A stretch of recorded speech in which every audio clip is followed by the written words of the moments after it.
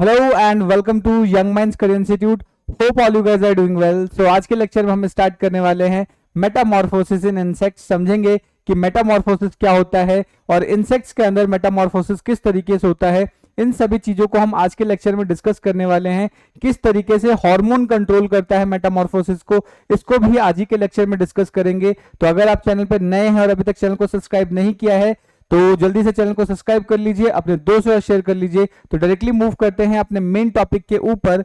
लेकिन इससे पहले अगर आप बीएससी जूलॉजी सेमेस्टर 1 के स्टूडेंट है तो मैंने आप लोगों के लिए प्रिपेयर कर रखा है 10+ ईयर का सॉल्व पीवाईक्यूज, जहां पर मैं आपको दूंगा हर एक साल के क्वेश्चन पेपर का कंप्लीट सॉल्यूशन, और वो भी जस्ट 99 रुपीज का। तो इसे बाय करने के लिए जस्ट अभी आप हमारे व्हाट्सएप पे कनेक्ट कीजिए, उसका लिंक आपको डिस्क्रिप्शन में मिल जाएगा। और आज के लेक्चर का जो पीडीएफ है उसको भी आप हमारे एप्लीकेशन से डाउनलोड कर सकते हैं, जिसका लिंक भी आपको डिस्क्रिप्शन में मिल जाएगा। तो चलिए समझते हैं कि मेटामॉर्फोसिस क्या होता है। तो अगर सबसे पहले हम मेटामॉर्फोसिस की बात करें तो मेटामॉर्फोसिस एक ऐसा प्रोसेस है जहां पर कोई भी एक इमेच्योर लार्वल फॉर्म के अंदर ट्रांसफॉर्मेशन होगा, और ट्रांसफॉर्मेशन होके वो क्या हो जाता है, एक अडल्ट में कन्वर्ट हो जाएगा जो सेक्सुअल रिप्रोड्यूसिंग नेचर का होगा, यानी उसके अंदर सेक्सुअल रिप्रोडक्शन होगा और उसके बेसिस पे वो नए यंग वंस को प्रोड्यूस करेगा या नए एग का प्रोडक्शन करेगा। ठीक है, सो हम इसको कैसे डिफाइन कर सकते हैं कि मेटामॉर्फोसिस क्या होता है।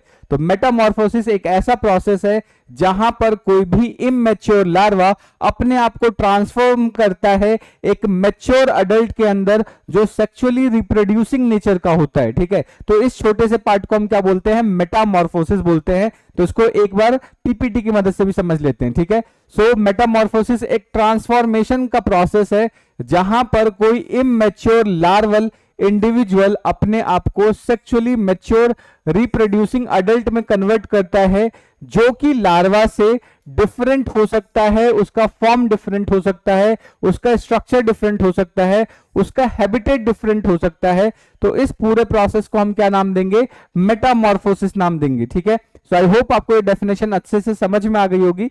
अगर फिर भी कोई डाउट है, कोई सजेशन है तो आप कमेंट करके बता सकते हैं। ठीक है, अब यहां पर अगर हम बात करें इंसेक्ट्स के अंदर, तो इंसेक्ट्स के अंदर जो मेटामॉर्फोसिस है उसके टोटल यहां पर 4 तरीके होते हैं, यानी इंसेक्ट्स के अंदर टोटल हम देख पाते हैं कि 4 तरीकों से मेटामॉर्फोसिस होता है। ठीक है, अब ये कौन कौन से 4 तरीके हैं उनको समझेंगे। ठीक है, लेकिन यहां पर मेटामॉर्फोसिस में समझने से पहले हमें यह समझना होगा कि कंप्लीट मेटामॉर्फोसिस का मतलब है कि सपोज करो कि किसी इंसेक्ट्स के अंदर जो एग है, ठीक है, एग से क्या बनता है, लार्वा बनता है। ठीक है, लार्वा होगा, लार्वा के बाद प्यूपा होता है। ठीक है, और प्यूपा के बाद अडल्ट बन जाता है। ठीक है, तो ये पूरा का पूरा बेसिकली एक लाइफ साइकिल है।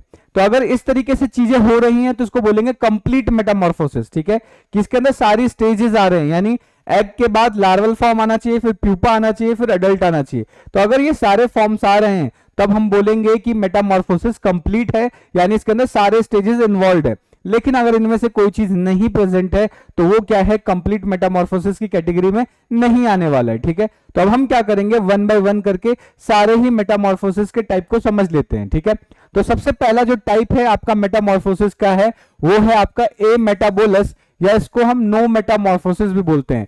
ए मेटाबोलस या नो मेटामॉर्फोसिस का मतलब कि यहां पर आप देखेंगे कि कंप्लीट मेटामॉर्फोसिस हो ही नहीं रहा है। ठीक है, अब यहां पर होगा क्या कि जो भी एग से जो इंडिविजुअल बाहर निकलेगा, क्योंकि जब एग है, क्योंकि यहां पर इंसेक्ट के बारे में बात करें तो इंसेक्ट्स बेसिकली क्या है, एग के अंदर प्रेजेंट होते हैं। तो ये हमारा एग है। ठीक है, अब इस एग से जो भी न्यूली इंडिविजुअल होगा, न्यूली हैच्ड इंडिविजुअल, जो भी न्यूली हैच्ड इंडिविजुअल होगा उसको अगर हम बात करें तो बिल्कुल क्या होगा, अडल्ट से मिलता जुलता दिखेगा। यानी अगर हम यहां पर ध्यान दें तो ये जो अडल्ट है और ये आपका जो लार्वल फॉर्म है, या जो एग से जो न्यूली हैच्ड फॉर्म निकला है, वो सिमिलर टू किसके होता है, अडल्ट के जैसा होता है। ठीक है, तो इस केस में हो क्या रहा है, नो मेटामॉर्फोसिस के अंदर, कि जो न्यूली हैच्ड इंडिविजुअल है वो बिल्कुल अपने अडल्ट से मिलता जुलता दिखता है, भले ही उसका साइज छोटा हो सकता है। उसके ऊपर जो बेसिकली अगर हम बात करें आर्मेचर ऑफ स्पाइन्स और सीटी है, इनका साइज छोटा हो सकता है, लेकिन वो देखने में क्या होते हैं, बिल्कुल अडल्ट के जैसे दिखते हैं। तो इस तरीके के फॉर्म को हम बोलते हैं ए नो मेटामॉर्फोसिस या ए मेटाबोलस फॉर्म बोलते हैं। ठीक है, तो ये बात आपको याद रखना है। इसी चीज को मैंने यहां लिख रखा है कि in case of no metamorphosis, जो न्यूली हैज्ड इंडिविजुअल है या क्रिएचर है, वो बिल्कुल अपने अडल्ट के जैसा दिखता है। बस फर्क क्या होगा कि जो साइज है उसके जो आर्मेचर ऑफ स्पाइन्स है और सीटी है, इनके साइज के अंदर डिफरेंस आ सकता है, ये साइज में छोटे होते हैं। फॉर एग्जाम्पल अगर हम यहां पे बात करें तो ये जो डायग्राम देखो, ये अडल्ट का है और ये क्या है, न्यूली हैज्ड इंडिविजुअल का है, जिसको हम निम्फ बोल रहे हैं। दोनों देखने में लगभग सेम से हैं। ठीक है, फर्क क्या है कि यहां पे जो आर्मेचर स्पाइन है उनका साइज छोटा है, सीटी की बात करें वो छोटे हैं। तो ये स्ट्रक्चर में वेरिएशन होता है, बट लुक वाइज दोनों सेम दिखते हैं। ठीक है, ये बात आपको याद रखना है। और एग्जाम्पल के तौर पर अगर हम बात करें तो एग्जाम्पल हो सकता है सिल्वर फिश हो सकता है, स्प्रिंग टेल्स हो सकते हैं। ठीक है, तो ये एग्जाम्पल आपको अच्छे से याद रखने होंगे। ठीक है, सो आई होप आपको ये ए मेटाबोलस फॉर्म या नो मेटामॉर्फोसिस फॉर्म अच्छे से समझ में आ गया होगा। ठीक है, अगर फिर भी कोई डाउट बनता है, कोई सजेशन है, तो आप कमेंट करके बता सकते हैं। नेक्स्ट अब बात करते हैं इनकम्प्लीट या हेमी मेटाबोलस। अब इनकम्प्लीट या हेमी मेटाबोलस क्यों बोलते हैं इसको, तो इसको एक बार ध्यान से समझेंगे। ये जो आप डायग्राम देख रहे हो, इस डायग्राम के अंदर आप क्या देख पा रहे हो कि यहां पर एग है। ठीक है, लार्वल फॉर्म भी प्रेजेंट है और अडल्ट फॉर्म भी प्रेजेंट है। ठीक है, इसके अंदर एक चीज आप एब्सेंट देख रहे हो कि एक स्टेज आपको नहीं देखने को मिल रही है। ठीक है, और वो कौन सी स्टेज है, प्यूपा। यानी यहां पर आप देखोगे कि जो प्यूपा फॉर्म है वो आपका एब्सेंट है। ठीक है, प्यूपा फॉर्म है ही नहीं, डायरेक्टली जो निम्फ है या जो लार्वल फॉर्म है वो अडल्ट में कन्वर्ट हो रहा है, और उसको अडल्ट में कन्वर्ट होने के लिए मल्टीपल टाइम्स में मोल्टिंग करनी पड़ती है। ठीक है, तो इस तरीके के जो मेटामॉर्फोसिस होता है उसको हम इनकम्प्लीट या हेमी मेटाबोलस बोलते हैं। ठीक है, तो इसको एक बार समझ लेते हैं कि in case of incomplete Metamorphosis यहां पे क्या होगा कि जो इमैच्योर स्टेज है जिसको हम निम्फ या नियाड्स बोलते हैं। ठीक है, यहाँ पे जो लार्वल फॉर्म है जिसको हम निम्फ या नियाड्स बोलते हैं, वो कैसे होते हैं, वो एक्वेटिक होंगे। यानी जो निम्फ या नियाड्स होंगे वो कैसे होते हैं, एक्वेटिक होंगे, और उनके अंदर जो रेस्पिरेशन होता है उसके लिए ट्रैकियल गिल्स प्रेजेंट होते हैं। ये बात आपको याद रखना है कि जो आपके यहाँ पे लार्वल फॉर्म्स होते हैं जिनको निम्फ या नियाड्स बोल रहे हैं, इनके अंदर जो रेस्पिरेशन होता है वो ट्रैकियल गिल की मदद से होता है, और ये एक्वेटिक होते हैं। ये कैसे होते हैं, एक्वेटिक होते हैं। लेकिन जो आपके अडल्ट होते हैं, अडल्ट क्या होंगे, या तो टेरेस्ट्रियल होंगे या एरियल होंगे। या तो ये जमीन पे मिलेंगे या फिर आपको कहां देखने को मिलेंगे, हवा में देखने को मिलेंगे। ठीक है, और रेस्पिरेशन करने के लिए यहां पर ट्रैकिया प्रेजेंट होता है। तो बिल्कुल एकदम अपोजिट आप चीजें देख रहे हो कि जो लार्वा है वो आपका पानी में देखने को मिल रहा है, लेकिन वही जैसे अडल्ट में कन्वर्ट हो जा रहा है उसके अंदर आप क्या देख पा रहे हो कि वो टेरेस्ट्रियल या एरियल बेसिकली मॉडिफिकेशन शो कर रहा है, रेस्पिरेशन के लिए ट्रैकिया यूज कर रहा है। ठीक है, यहां पर ध्यान रखना है प्यूपा फॉर्म एब्सेंट हो रहा है। अब प्यूपा फॉर्म एब्सेंट है इसलिए इसको क्या नाम दे रहे हैं, इनकम्प्लीट या हेमी मेटाबोलस हम मेटामॉर्फोसिस बोलेंगे। ठीक है, तो ये बात आपको अच्छे से याद रखनी है। तो इसी चीज को मैंने यहां पे लिख रखा है, where adult are terrestrial, adult terrestrial होता है या एरियल होता है और रेस्पिरेशन के लिए ट्रैकिया का यूज कर रहा है। ठीक है, फॉर एग्जांपल के लिए यहां पर आ गया mayflies, dragonflies, stoneflies, ये सारे के सारे क्या हैं, आपके एग्जाम्पल हो जाएंगे इनकम्प्लीट या हेमी मेटाबोलस मेटामॉर्फोसिस के बारे में। ठीक है, सो आई होप आपको ये सेकंड वाला पार्ट भी अच्छे से समझ में आ गया होगा। नेक्स्ट अब बात करते हैं थर्ड की, जो कि है आपका ग्रेजुअल या पोरोमेटाबोलस। ग्रेजुअल या पोरोमेटाबोलस की बात करें तो इसमें क्या फर्क होता है, तो एक बार डायग्राम की मदद से समझते हैं। यहां पे जो न्यूली हैज्ड इंडिविजुअल होगा उसका जो शेप होगा या बोल सकते हैं उसका जो स्ट्रक्चर होगा वो बिल्कुल अडल्ट से मिलता जुलता होगा। बस फर्क ये है कि जो उसका लार्वल फॉर्म्स है या जो न्यूली हैज्ड फॉर्म है उसके अंदर आपको विंग्स या दूसरे अपेंडेजेस देखने को नहीं मिलेगा, या एक्सटर्नल जेनिटिलिया का डेवलपमेंट नहीं होगा। अदरवाइज स्ट्रक्चर वाइज ये सेम से दिखते हैं। फॉर एग्जाम्पल देखो यहाँ पे इस अडल्ट में आपको विंग्स देखने को मिल रहे हैं, लेकिन यहां पर विंग्स नहीं देखने को मिलता। अगर सपोज करो इसका मैं विंग्स हटा दूं, इस तरीके से विंग्स हटा दूं, तो ये क्या है, समवॉट बिल्कुल सिमिलर हो जाएंगे इस वाले ये निम्फ वाले स्टेज के जैसे। ठीक है, तो इस पोरोमेटाबोलस में क्या है कि जो न्यूली हैज्ड निम्फ या बोल सकते हो कि जो लार्वा होते हैं वो बिल्कुल अडल्ट के जैसे मैच करते हैं, बट फर्क क्या होता है कि इसके ऊपर जो एक्सटर्नल अपेंडेजेस हैं उनका फॉर्मेशन नहीं होता। ठीक है, ये सब चीजें प्रेजेंट नहीं होती। ठीक है, तो इसको एक बार क्या करते हैं, पीपीटी की मदद से समझ लेते हैं। तो इन case of gradual Metamorphosis the newly hedged creature resembles with the adult in general body form, यानी जनरल बॉडी फॉर्म में वो सेम दिखते हैं बट लैक्स, लेकिन उनके अंदर कमी होती है किसके, विंग्स की, एक्सटर्नल जेनिटिलिया की, जेनिटिलियल अपेंडेजेस की, इन सब चीजों की कमी होती है। ठीक है, अब अगर हम बात करें कि यहां पर जो निम्फ आ रहा है या फिर जो यंग अडल्ट है, बेसिकली ये जो न्यूली हैज्ड क्रिएचर है, इसके अंदर आप देखोगे कि ये मल्टीपल टाइम्स जाके क्या करेगा, मल्टीपल टाइम्स यहाँ पे मॉल्टिंग होगी, यानी बार बार अपने फॉर्म को चेंज करेगा और चेंज करने के बाद जब जाके ये किस में कन्वर्ट होता है, अडल्ट की फॉर्म में कन्वर्ट होता है। ठीक है, सो ये बात आपको याद रखनी है। फॉर एग्जाम्पल इसका क्या हो सकता है, ग्रास ओपर्स आ सकता है, ये ग्रास ओपर हो गया, एफिड्स हो गया, ठीक है, उसका स्टिंग बग हो गया, ये सारे एग्जाम्पल्स आपके हो जाएंगे पोरोमेटाबोलस के। ठीक है, तो ये आपको अच्छे से याद रखना है। सो आई होप आपको यहाँ तक चीज अच्छे से समझ में आ रही होंगी। अगर फिर भी कोई डाउट या कोई सजेशन है तो आप कमेंट करके बता सकते हैं। लेक्चर के नोट्स की टेंशन करने की कोई जरूरत नहीं है, डायरेक्टली आपको क्या है, एप्लीकेशन डाउनलोड करना है और वहां पर ये आपको फ्री में अवेलेबल हो जाएगा, बस एप्लीकेशन डाउनलोड करना होगा। ठीक है, और ये सारी चीजें हम आरएल कोटपाल बुक को एज ए रेफरेंस के तौर पर यूज करते हैं, तो अगर आपके पास आरएल कोटपाल बुक है तो आप वहां से इसको पढ़ सकते हैं, तो और अच्छे से डिटेल में और अच्छे समझ में आ जाएगा। उसके अलावा अगर अभी तक आपने नहीं खरीदा है तो उसका लिंक भी आपको डिस्क्रिप्शन में मैं दे दूंगा, तो आप वहां से इसको खरीद सकते हैं। बेसिकली मुझे लगता है जूलॉजी समझने के लिए आरएल कोटपाल बुक लिटरली बहुत अच्छी बुक है। ठीक है, सो एक बार आपको उसको पढ़ना जरूर चाहिए, तो लिंक आपको डिस्क्रिप्शन में अवेलेबल हो जाएगा, या अगर आपके पास पहले से अवेलेबल है तो वेल एंड गुड, वहां से पढ़िए। ठीक है,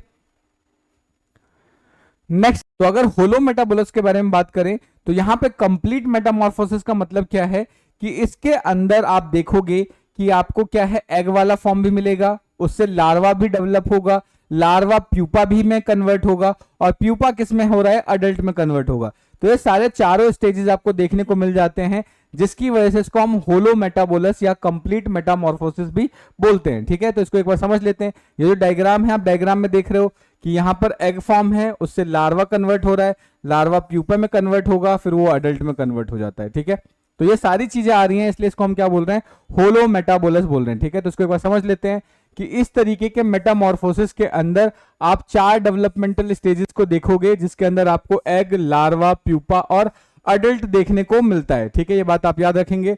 उसके बाद क्या है, जैसे ही लार्वा हैच आउट होता है, ठीक है, जैसे ही हैचिंग होना स्टार्ट हो जाता है एग के अंदर, उसके बाद आप देखेंगे कि उस हैचिंग के बाद जो लार्वा है उसके अंदर मल्टीपल टाइम्स मॉल्टिंग होना स्टार्ट होता है, वो फॉर्म को बदलता है। ठीक है, और उसके बाद जाके वो क्या है, पूरी तरीके से एक अडल्ट की फॉर्म में कन्वर्ट हो पाता है, यानी कि लार्वा के अंदर बार बार मॉल्टिंग होगा और फाइनली जब जाके मल्टीपल टाइम्स जब मॉल्टिंग हो जाता है तब जाके वो एक अडल्ट की फॉर्म में कन्वर्ट होता है। तो ये बात आपको याद रखनी है। उसके बाद अगर हम बात करें कि जो लेटर है, जैसे ही आपका जो लार्वल फॉर्म है उसके बाद वो किस में कन्वर्ट हो जाता है, प्यूपा में कन्वर्ट होता है, और जैसे ही प्यूपा में कन्वर्ट होता है तो क्या करेगा, अपने चारों तरफ एक केस का फॉर्मेशन करता है, एक प्रोटेक्टिव केस बनाता है, जिसको हम प्यूपेरियम बोलते हैं। ये नाम याद रखेंगे कि इस केस को हम क्या बोलते हैं, प्यूपेरियम बोलते हैं। और जब उसके अंदर पूरी तरीके से डेवलप हो जाता है यंग अडल्ट, तब जाके क्या होगा, उस प्यूपेरियम ब्रेकडाउन होता है या प्यूपेरियम ओपन होता है, और ओपन होने के बाद क्या है कि जो भी अडल्ट है वो बाहर की तरफ आना स्टार्ट हो जाता है। ठीक है, और जैसे ही वो बाहर निकलेगा तो मैच्योर होके एक क्या है, अडल्ट फॉर्म में ग्रो हो जाएगा। और एग्जाम्पल के तौर पर अगर हम बात करें तो हाउस फ्लाई हो सकता है, मॉस्किटो हो सकता है, बटरफ्लाई हो सकता है। ठीक है, तो ये था हमारा होलो मेटाबोलस। ठीक है, अब हम समझेंगे कि ये जितना भी मेटामॉर्फोसिस का जो प्रोसेस है इंसेक्ट्स के अंदर, ये सारे के सारे हार्मोनल कंट्रोल्ड प्रोसेस है, यानी इस मेटामॉर्फोसिस को कंट्रोल करने के लिए हार्मोन्स रिस्पॉन्सिबल होते हैं। ठीक है, अब ये हार्मोन्स किस तरीके से कंट्रोल कर रहे होते हैं इसको एक बार समझ लेते हैं। तो नेक्स्ट जो हम बात समझेंगे वो क्या है, हार्मोनल कंट्रोल ऑफ मेटामॉर्फोसिस, यानी मेटामॉर्फोसिस के अंदर कौन कौन से हार्मोन है जो इसको कंट्रोल करते हैं। ठीक है, तो अगर हम मेटामॉर्फोसिस है, इसको हम पोस्ट एम्ब्रियोनिक ग्रोथ भी बोलते हैं। ये क्या है, ये अंडर हार्मोनल कंट्रोल होता है, यानी हार्मोन कंट्रोल करता है। ठीक है, अब ये जो हार्मोन्स है वो अलग अलग जगहों पे सिक्रीट होता है और अलग अलग काम परफॉर्म करता है, ठीक है। तो बेसिकली अगर हम बात करें जितने भी ये हार्मोन सिक्रीट होते हैं वो ब्रेन वाले पार्ट से सिक्रीट होते हैं। इंसेक्ट का जो ब्रेन वाला पार्ट है वहां पे अगर हम सबसे इनिशियली बात करें तो ब्रेन के अंदर क्या होते हैं, न्यूरो सिक्रेटरी सेल्स प्रेजेंट होते हैं। अब ये जो न्यूरो सिक्रेटरी सेल्स होते हैं वो बेसिकली एक हार्मोन रिलीज करते हैं जिसको हम ब्रेन हार्मोन बोलते हैं, ठीक है। अब ये ब्रेन हार्मोन क्या है कि इंसेक्ट के ब्रेन के दो पार्ट्स होते हैं, दो बेसिकली कंपोनेंट्स हैं, उन पार्ट्स को जाके स्टिमुलेट करते हैं, ठीक है। तो किस तरीके से स्टिमुलेट करेंगे उसको समझने से पहले हमें थोड़ा सा स्ट्रक्चर को समझना होगा जिससे कि हम इसको बहुत अच्छे से रिलेट कर पाए, ठीक है। तो ये समझो ये क्या है, ब्रेन है। ब्रेन के अंदर यहां पर आपके न्यूरो सिक्रेटरी सेल्स प्रेजेंट हैं, ठीक है। तो सबसे पहले न्यूरो सिक्रेटरी सेल्स का काम क्या होता है कि एक इंपॉर्टेंट हार्मोन का सिक्रीशन करता है जिसको हम ब्रेन हार्मोन बोलते हैं, ठीक है। अब ये जो ब्रेन हार्मोन है बेसिकली आपका कॉर्पस कार्डियकम, जो कॉर्पस कार्डियकम है इसको जाके स्टिमुलेट करता है। ब्रेन हार्मोन ये क्या करेगा, इंसेक्ट के ब्रेन का एक पार्ट है, एक रीजन है जिसको हम कॉर्पस कार्डियकम बोलते हैं, ठीक है। अब ये जो कॉर्पस कार्डियकम है ये इसको स्टिमुलेट करेगा। कॉर्पस कार्डियकम फिर एक हार्मोन रिलीज करता है। अब वो हार्मोन जाके क्या करेगा, कॉर्पस एलेटम को जाके वो स्टिमुलेट करेगा और स्टिमुलेट करने के बाद ऐसे हार्मोन्स को सिक्रीट करता है जो कि पूरा पूरा ये ग्रोथ को, मॉल्टिंग को कंट्रोल करता है, ठीक है। तो हम वन बाय वन इन सभी चीजों को समझेंगे। आपको ये नाम याद रखना है, एक तो न्यूरो सिक्रेटरी वाले सेल्स का नाम याद रखना है, कॉर्पस कार्डियकम का नाम याद रखना है और कॉर्पस एलेटम का नाम याद रखना है। ये दो नाम याद रखने हैं क्योंकि अभी हम फ्रीक्वेंटली यूज करने वाले हैं, ठीक है। तो सबसे पहले अगर हम समझते हैं जो हार्मोन है हमारे पास ब्रेन हार्मोन है, ठीक है। तो अगर हम ब्रेन हार्मोन की बात करें तो इसको कौन सिक्रीट कर रहा है, न्यूरो सिक्रेटरी सेल सिक्रीट कर रहे हैं, ठीक है। वो डायग्राम आप देख पा रहे हो वो न्यूरो सिक्रेटरी सेल्स है। अब ये न्यूरो सिक्रेटरी सेल से क्या होता है, ब्रेन हार्मोन रिलीज होता है और ये जो ब्रेन हार्मोन है अगर इसके नेचर की बात करें तो ये केमिकली लिपिड नेचर का होता है, ठीक है। लिपिड नेचर का होगा, ये बात आपको याद रखना है। अब ये हार्मोन बेसिकली करता क्या है, ये जो आपका वो कॉर्पस कार्डियकम या जिसको हम बोलते हैं कॉर्पोरा कार्डियका, ठीक है, कॉर्पो या तो उसको बोल सकते हो कॉर्पस कार्डियकम या फिर क्या बोल सकते हैं कॉर्पोरा कार्डियका, इसको एक्टिवेट करेगा, ठीक है। यानी ब्रेन हार्मोन क्या कर रहा है, brain hormone neurosecretory cell से रिलीज होगा और इस कॉर्पस कार्डियकम या फिर कॉर्पोरा कार्डियका को जाके क्या करेगा, एक्टिवेट करेगा, ठीक है। अब जैसे एक्टिवेट करेगा तो यहां पर क्या होगा कि एक component of retrocerebral complex of the somatogastric nervous system, यानी ये क्या है, रेट्रो, ये जो कॉर्पोरा कार्डियका है वो आपका क्या है, रेट्रोसेरिब्रल कॉम्प्लेक्स है सोमेटोगास्ट्रिक नर्वस सिस्टम का, ठीक है। या सिंपल सा लैंग्वेज में इसको मैं सिंपल समझाऊं आपको तो न्यूरो सिक्रेटरी सेल से क्या होगा, ब्रेन हार्मोन निकलेगा, वो कॉर्पस कार्डियकम को जाके एक्टिवेट कर देगा। अब जैसे ही इसको एक्टिवेट करेगा, एक्टिवेट होते ही अब यहां से चीजें शुरू होनी स्टार्ट होती हैं, ठीक है। अब ये क्या करेगा उसको समझ लेते हैं, ठीक है। तो जनरली जैसे ही ब्रेन हार्मोन रिलीज होता है वैसे ही ये मेटामॉर्फोसिस के प्रोसेस को इनिशिएट कर देता है, स्टार्ट कर देता है, ठीक है। अब ये करेगा क्या कि ये एक हार्मोन रिलीज करवाता है कि हार्मोन को स्टिमुलेट करता है जिसको हम पीटीटीएच बोलते हैं, ठीक है। पीटीटीएच कौन रिलीज करेगा, वो जो आपका कॉर्पोरस कार्डियकम है वो रिलीज करेगा पीटीटीएच को, ठीक है। ये स्टिमुलेट्स द प्रोथोरेसिक ग्लैंड से स्टिमुलेट करेगा और उसके बाद क्या है, ये जो ग्लैंड्स हैं ये सिक्रीट करते हैं एक्डाइसोन, ये इंपॉर्टेंट हार्मोन है जिसको हम मॉल्टिंग हार्मोन भी बोलते हैं। तो इस हार्मोन को रिलीज करवाने में ये मदद करवाता है। बेसिकली जो मेन मॉल्टिंग होता है वो मेन मॉल्टिंग इस एक्डाइसोन की मदद से होता है और ये एक्डाइसोन कहां से रिलीज हो जाएगा, आपके प्रोथोरेसिक ग्लैंड से रिलीज होगा, ठीक है। अब ये जो प्रोथोरेसिक ग्लैंड से रिलीज करने के लिए पहले इसको स्टिमुलेट करना होता है, तो स्टिमुलेट करने के बाद ये जाके ये हार्मोन रिलीज होगा। अब ये पूरा प्रोसेस कैसे हो रहा है इसको एक बार मैं सिंप्लीफाइड फॉर्म में समझा देता हूं, ठीक है। तो यहां पर सबसे पहले समझते हैं कि ये आपका न्यूरो सिक्रेटरी सेल है, ये ब्रेन हार्मोन रिलीज करेगा। ब्रेन हार्मोन ये क्या करेगा, कॉर्पस कार्डियकम को जाके एक्टिवेट करेगा। ये कॉर्पस कार्डियकम जैसे ही एक्टिवेट होगा यहां से एक हार्मोन रिलीज होगा जिसको पीटीटीएच बोलते हैं। ये पीटीटीएच क्या करेगा, ये प्रोथोरेसिक ग्लैंड को एक्टिवेट करेगा, ठीक है। जैसे ही प्रोथोरेसिक ग्लैंड एक्टिवेट होगा वैसे ही एक हार्मोन रिलीज करेगा जिसको एक्डाइसोन बोलते हैं और ये एक्डाइसोन क्या करता है, ये मॉल्टिंग को बेसिकली कंट्रोल करता है, उसके टाइम पीरियड को कंट्रोल करता है। और अगर एग्डाइसोन ये जो आपका प्रोथोरेसिक ग्लैंड अगर रिलीज ना करे तो मॉल्टिंग पॉसिबल ही नहीं हो पाएगी। इसलिए ये जो हार्मोन है ecdysone, that is very much important for the moulting in insects. ठीक है, इंसेक्ट्स के अंदर मॉल्टिंग के लिए ये हार्मोन बहुत रिस्पॉन्सिबल है। तो अभी हमने क्या समझा, न्यूरोसेक्रेटरी सेल हार्मोन रिलीज करेगा, दैट इज ब्रेन हार्मोन। वो जाके क्या है, कॉर्पोरा कार्डियकम को जाके एक्टिवेट करेगा, उसको स्टिमुलेट करेगा, जिसकी वजह से वहां से पीटीटीएच हार्मोन रिलीज होगा। ये पीटीटीएच हार्मोन क्या है, प्रोथोरेसिक ग्लैंड को एक्टिवेट करेगा, स्टिमुलेट करेगा, और वहां से एग्डाइसोन रिलीज होगा। और ये एग्डाइसन बेसिकली किस में हेल्प करता है, मॉल्टिंग में हेल्प करता है। ठीक है, तो ये बात आपको अच्छे से याद रखनी है। इसी चीजों को हमने स्टेप वाइज स्टेप में तोड़ दिया। ठीक है, तो अब क्या है, प्रोथोरेकोट्रोपिक हार्मोन जिसको पीटीटीएच हार्मोन बोलते हैं, प्रोथोरेकोट्रोपिक हार्मोन जिसको पीटीटीएच बोल रहे हैं। अब ये जो हार्मोन है वो कहां से सिक्रीट हो रहा है, कॉर्पोरा कार्डियकम से। ठीक है, और इसका काम क्या होगा कि ये स्टिमुलेट करता है प्रोथोरेसिक ग्लैंड को। जस्ट अभी हमने देखा कि ये स्टिमुलेट किसको करेगा, प्रोथोरेसिक। ये ब्रेन हार्मोन है, ब्रेन हार्मोन किसको यहाँ पे स्टिमुलेट करेगा, आपका कॉर्पोरा कार्डियकम को, जिसकी वजह से यहाँ पे प्रोथोरेसिक ग्लैंड रिलीज होगा। प्रोथोरेसिक ग्लैंड बेसिकली क्या करेगा, जो आपका पीटीटीएच है वो क्या करेगा, वो आपको प्रोथोरेसिक ग्लैंड को एक्टिवेट करेगा, और करने के बाद लास्ट में वो क्या करता है कि एग्डाइसोन रिलीज करेगा।